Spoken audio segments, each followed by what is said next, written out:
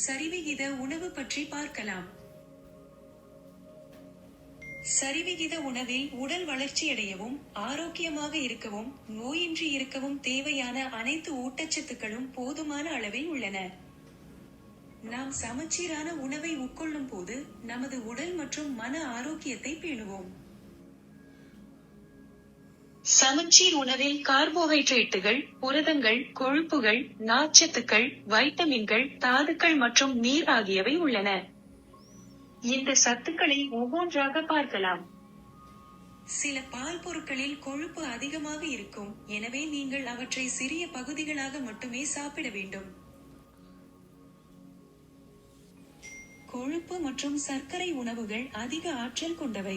நீங்கள் சில கொழுப்புகளை சாப்பிட வேண்டும், ஏனெனில் இது உங்கள் உடல் வைட்டமின்களை பயன்படுத்த உதவுகிறது, ஆனால் உங்களுக்கு அதிகம் தேவையில்லை.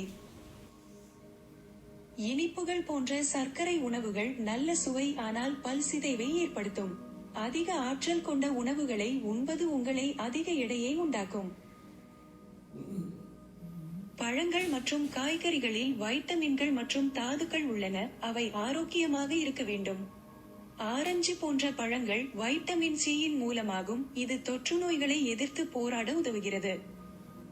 பச்சை காய்கறிகள், முட்டைக்கோஸ் போன்றவற்றில் இரும்புச்சத்து உள்ளது, அவை இரத்தத்தை உருவாக்க வேண்டும். அனைத்து பழங்கள் மற்றும் காய்கறிகளிலும் நார்ச்சத்து உள்ளது, இது செரிமானத்திற்கு உதவுகிறது. ரொட்டி மற்றும் பிற மாவுச்சத்து உணவுகள் உடலின் முக்கிய ஆற்றல் மூலமாகும். பழுப்பு அரிசி மற்றும் கோதுமை தானியங்கள் போன்ற முழு தானியங்கள் பி வைட்டமின்களின் நல்ல மூலமாகும். இவை உங்கள் உடலில் உள்ள செல்களை ஆரோக்கியமாக வைத்திருக்க உதவுகிறது.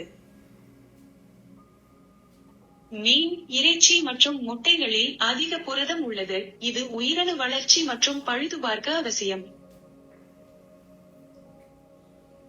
ஒட்டுமொத்தமாக ஒரு நல்ல சீரான உணவு நாள் முழுவதும் சுறுசுறுப்பாக இருக்க தேவையான அனைத்து ஆற்றலையும் வழங்குகிறது. வளர்ச்சி மற்றும் பழுதுபார்க்க உங்களுக்கு தேவையான ஊட்டச்சத்துக்கள், நீங்கள் வலுவாகவும் ஆரோக்கியமாகவும் இருக்க உதவுகிறது மற்றும் உணவு தொடர்பான நோய்களை தடுக்க உதவுகிறது. ஆரோக்கியமான வாழ்க்கைக்கு ஆரோக்கியமாக சாப்பிடுங்கள்.